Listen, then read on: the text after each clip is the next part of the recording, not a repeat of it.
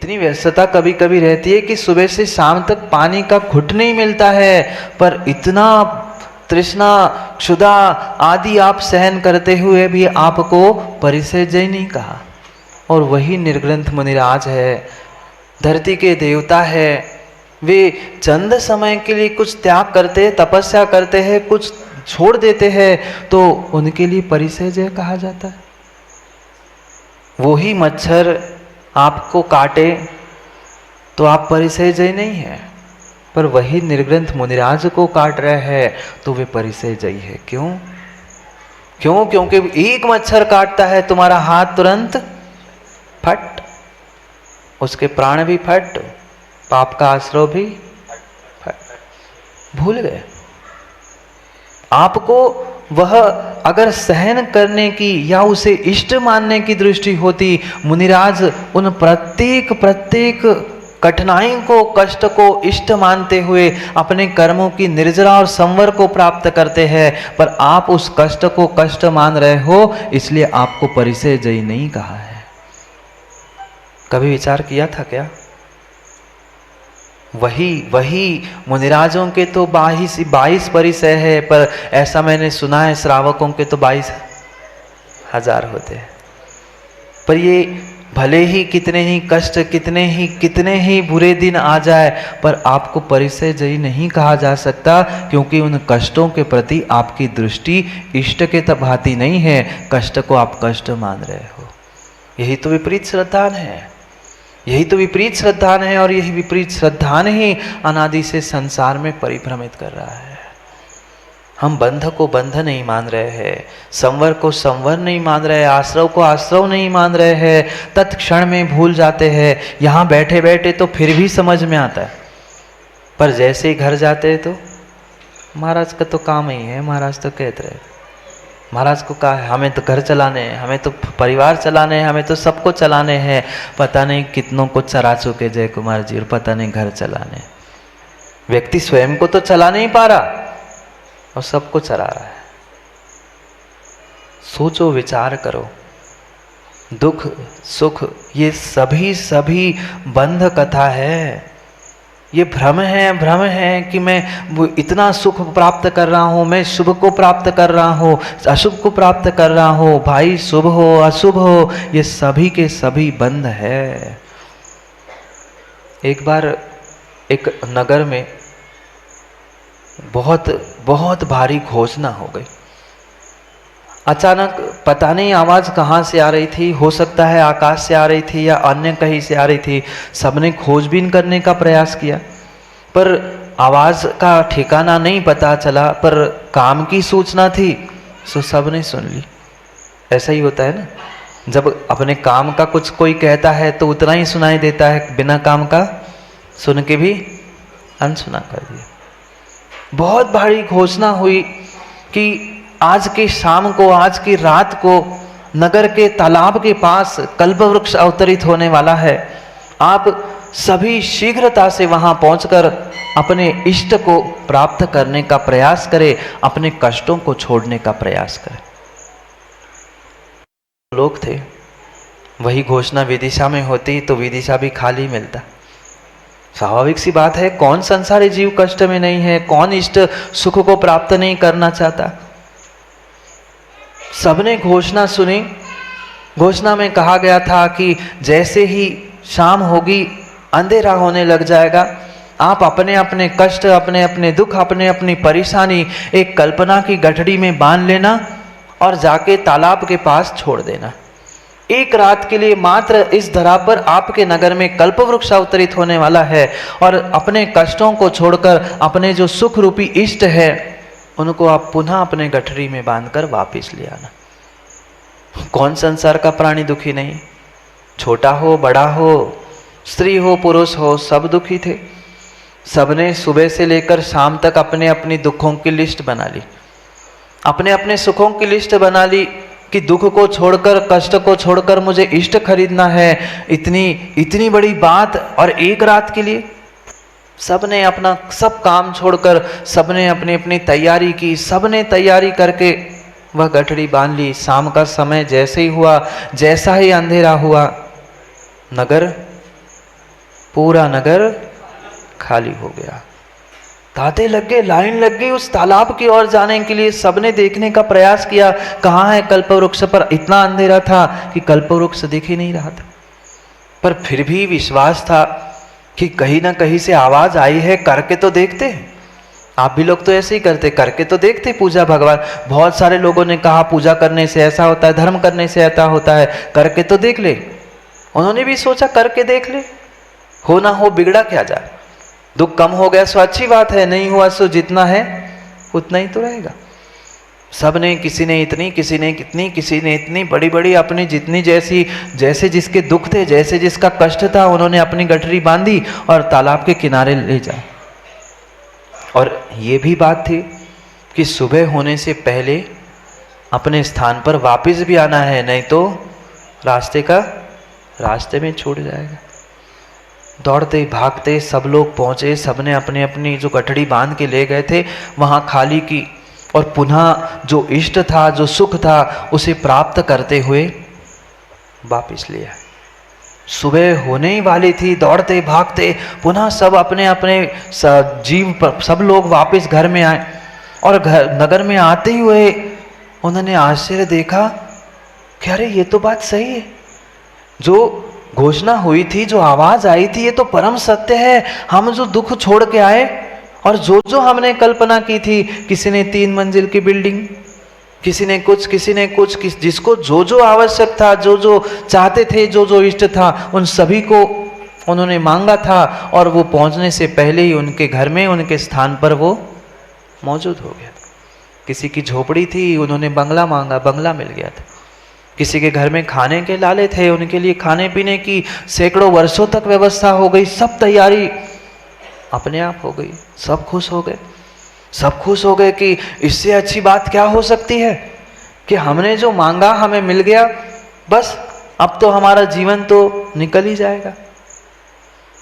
सुबह पुनः हुई और सुबह से शाम होते होते उन्होंने अनुभव सबने किया कि जो चाहिए वो तो मिला, जो इष्ट था वो तो हमें मिला, पर कष्ट कम नहीं हुआ। जो दुख था वह उतना का उतना ही रहा। अंतर इतना था, सुख के साधन कम थे तो दुख कम था, अब सुख के साधन बढ़ गए तो दुख। ऐसा नहीं होता ना माँ, घर में 4 साड़ियाँ थी तो संभालने का कष्ट कम था, अब 400 हो गई तो कब कौन सी पहनो ये भी कष्ट है, और फट ना जाए ये भी कष्ट है। अंतर कुछ नहीं हुआ था। दुख जो कम होना था, मात्र दुख के मायने दुख का स्वरूप बदला था। शाम होते होते सब पुनः अपने आपस में मिलने लगे, समझने लगे कि ये क्या किया हमने। हम तो ये सोच रहे थे कि हम दुख छोड़ के आ रहे हैं, हम तो सुखी हो जाएंगे, पर न दुख गया न सुख मिला। उन्होंने शाम के समय एक उसी नगर में जो आश्रम था, उस आश्रम में सबने सोचा कि जाओ, देखा है ये बाबा तो, उनकी तो झोपड़ी वैसे की वैसी है। पूछा है कि क्या इनने घोषणा नहीं सुनी थी, हम सब में से यही अलग से दिख रहे हैं, उनसे जाके मिलाए। वहां बैठे उस तपस्वी बाबा के पास सब नगर के लोग पहुंचे। उन्होंने पूछा कि क्या आपने घोषणा नहीं सुनी थी, क्या आप नहीं जानते थे कि दुख को बदलकर सुख मिलने वाला है, आप क्यों नहीं गए। उन सब जीवों ने, उन सब व्यक्तियों ने उनसे पूछा, और वे बाबा कहने लगे मैंने घोषणा तो सुनी थी, पर जो आप लोगों ने किया, पहले मैं तो आपसे ही पूछना चाहता हूं, क्या आपने जो कार्य किया उससे आप संतुष्ट हो। आपको तो दुख बदलकर सुख मिलने वाला था, क्या आपको सुख मिला, आपका दुख कम हुआ। उन्होंने कहा नहीं, मुझे ये पहले से ही पता था। वो सन्यासी, वो तपस्वी कह रहा था मुझे तो ये पहले से ही पता था, मुझे तो ये पहले से ही पता था, पर ये जो आपका भ्रम था, आपका श्रद्धान विपरीत था, उस कारण से आपने ये कार्य किया। मेरा तो पहले से ही निर्णय था, चाहे शुभ हो चाहे अशुभ हो, चाहे सुख हो चाहे दुख हो, ये सब कुछ मात्र और मात्र बहिरंग मेरी मान्यता है। पहले मैं कुछ और मानता था, आज मैं कुछ और मान रहा हूं। पहले थोड़ा सा दुख था, आज बहुत बड़ा दुख है। नहीं है ऐसा? ऐसा नहीं है क्या? बड़े बड़े घरों में रहने वालों, स्थान तो बदल लिया, घर भी बदल लिया, पर हमारी मान्यताएं, हमारा श्रद्धा नहीं बदला, नहीं बदला, नहीं बदला। वही बात यहाँ छड़ालाकार दौलत राम जी समझाने का प्रयास कर रहे हैं। बहुत सारों को याद होगी ना माँ छड़ाला, तो खटाखट याद है, एक एक शब्द, एक एक अक्षर ऐसे हमने रट के रखे हैं, पर कभी उसे जीवन में उतारने का प्रयास किया? कभी उन कष्ट को इष्ट और इष्ट को कष्ट कैसे कैसे मानते हुए, कैसे कैसे विपरीत परिणाम करते हुए, कैसे कर्म का आश्रयबंध किया, इसका कभी निर्णय किया? पढ़ते हैं दूसरी ढाल की 6वें उस पद्य को, जहाँ उस बंध और संवर तत्व के विपरीत श्रद्धान का ही व्याख्यान दौलत राम जी कर रहे हैं। जिनको याद है वे साथ में पढ़ने का प्रयास करते। शुभ अशुभ बंध के फल मझार, रति अरति करे निज पद विसार। आत्महित हेतु विराग ज्ञान, ते लखे आपको कष्ट दान। क्या लखा? जो हमारे लिए वास्तव में शुभ अशुभ रूपी बंध के फल थे, वे तो हमारे लिए संसार में बांधने के लिए कष्ट के रूप में ही थे। चाहे चंद समय का सुख हो, पर दूसरे क्षण वह हमें दुख ही दे रहा था। क्योंकि जहाँ जहाँ आश्रय बंध है, वहाँ वहाँ उसका उदय भी नियम से है, और उदय है तो संसार का बंधन नियम से है। पर फिर भी व्यक्ति खुश होता है, देखो मैंने ऐसा शुभ कार्य किया, मैंने ऐसा अशुभ कार्य किया। वह शुभ अशुभ के फल को अपना फल मत मानो। सुख दुख इष्ट कष्ट ये कर्म के निमित्त से मिल रहे हैं। वो कर्म का आश्रय बंध तुमने किया था, अब फल भी भोगना पड़ेगा। रति अरति करे निज पद विसार। अपने पद को विसर के, अपने आप को भूल के, वह बाबा भी कह रहा था, आपने अपने आप को भूल के कभी घर मांगा, कभी कुछ मांगा, कभी दुख के बदले में सुख लेने गए, पर मिला क्या? मिला क्या? दुख के बदले में बड़ा दुख मिला। छोटे दुख के बदले में बड़ा दुख मिला, क्योंकि निज पद विसार। रत अरति करे निज पद विसार। कभी शुभ में हमने रति की, कभी अशुभ में हमने अरति की, पर ये भूल चुका था, ये दोनों भी बंद है, दोनों भी बंद है, दोनों भी संसार का ही निमित्त है। दोनों भी संसार का निमित्त है। भले ही एक सोने की और एक लोहे की बेड़ी है, पर बेड़ी तो है ही संसार में बांधने वाली। दोनों बेड़ियां है, दोनों बेड़ियां है। दिखने के लिए भले ही कितनी वह सोने की बेड़ी चमक रही है, पर सोना भी तो बंधन ही है। लोहा जैसे बंधन है, अशुभ जैसे बंधन है, ऐसे शुभ भी तो बंधन है। छोड़ना नहीं छोड़ना बात का विषय है, पर पहले वैसा श्रद्धान तो करे। शुभ को शुभ रूप, अशुभ को अशुभ रूप बंधन मानते हुए स्वीकार तो करे। जब छोड़ो तब छोड़ना, पर छोड़ने के पहले उस बंध को बंध के रूप में स्वीकारो। तो बंध को हमने बंध माना ही नहीं, छोड़ने का पुरुषार्थ कब करेंगे? बढ़िया सोने के पिंजड़े में उस तोते को रख लिया, खीर पुड़ी खिलाई जा रही है, वो खुश भले ही दिख रहा है, पर सोने का पिंजड़ा भी पिंजड़ा ही है। सोने की कटोरी में रखी खीर भी बंधन है। विचार करे, शुभ अशुभ बंध के फल मंजार, रति अरति करे निज पद विसार। अपने आप को भूलकर कितना कितना भ्रमित होकर कितना विपरीत श्रद्धान किया। उस इष्ट को हमने कष्ट माना, क्योंकि वह आत्महित हेतु विराग गया। जो आत्मा के हित के लिए वास्तव में वह सम्यक दर्शन, सम्यक ज्ञान, सम्यक चारित्र था, जो वह परिपूर्ण रूप से हमारे लिए व्रत, समिति, गुप्ति, धर्म, अनुप्रेक्षा, परिचय आदि आदि ये कष्ट दिखने वाले श्रावकों के लिए, वे ही साधु के लिए इष्ट लग रहे थे। वे संवन निर्जरा को प्राप्त हो रहे हैं, और आप आश्रयबद्ध को क्योंकि उनके पास तत्वों का निर्णय है।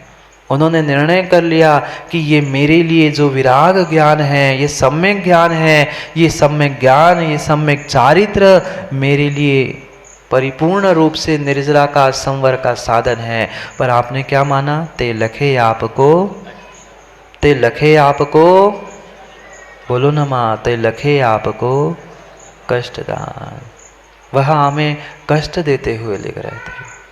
वास्तव में वह कष्ट कष्ट नहीं थे, वह कष्ट हमारे लिए आने वाले समय के लिए इष्ट बनने वाला था। और जो इष्ट को, जो कष्ट को हमने इष्ट माना था, वे हमारे आने वाले समय के लिए कर्मों की निर्जरा तपस्या करते हुए सुख देने वाले थे। और जिसे हम आश्रव बंध को इष्ट मान रहे थे, वह आने वाले समय में उदय में आके कष्ट ही कष्ट देने वाले थे।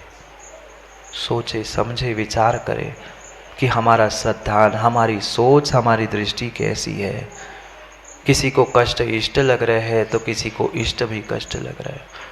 ये निर्णय करे, ये अपनी सोच, अपनी दृष्टि, अपनी श्रद्धान बदलने का प्रयास करे। क्योंकि इष्ट इष्ट है, कष्ट कष्ट है, कभी इष्ट भी कष्ट है, कभी कष्ट भी इष्ट है। ये मेरी श्रद्धा, मेरा निर्णय ही मुझे कष्टों से और इष्टों से बचाते हुए अपने आत्म निज पद विचार करने के लिए प्रेरणा दे सकता है। समय हो गया, आचार्य भगवंत को भी हमें सुनना है। इसलिए सोचे समझे और निर्णय करे कि आज तक जो निज पद विचार, अपने आप को भूलकर जो मैं इस कष्टदायक जो बंध के फल थे उसको जो अपना मानता रहा, सुख को प्राप्त करके दुख को छोड़ना चाहता रहा, ये बहुत बड़ा भ्रम, बहुत बड़ी भूल थी। इस भूल को सुधारने का समय आ गया। समय हो गया ना, समय हो गया ना भूल सुधारने का। भूल सुधारने का समय आ गया है। इसलिए सोचे समझे निर्णय करे। कल पुनः समय पर अपने उस समय को समझने के लिए, अपनी भूलों को, अपनी विपरीतता को, अपने आप को सुधारने के लिए समय पे मिलते। क्योंकि समय कर दिया गया काम समय को दिलाता है। बोली भगवान महावीर स्वामी की।